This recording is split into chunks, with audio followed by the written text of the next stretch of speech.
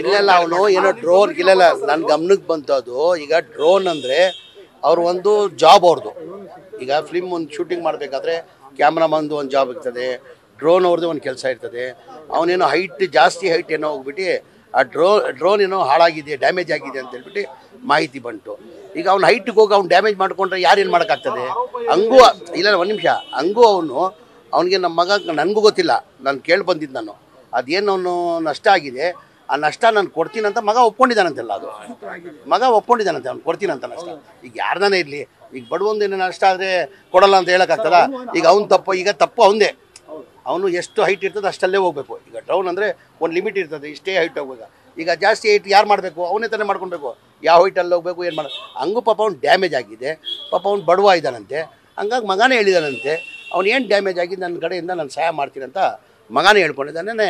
ಅದು ಏನಿದ್ರೆ ಸಹಾಯ ಮಾಡುವ. ನ್ಯೂಸ್ ಫಸ್ಟ್ ನಿರ್ಭೀತಿಯಿಂದ ನಿಮ್ಮ ಪರವಾಗಿ.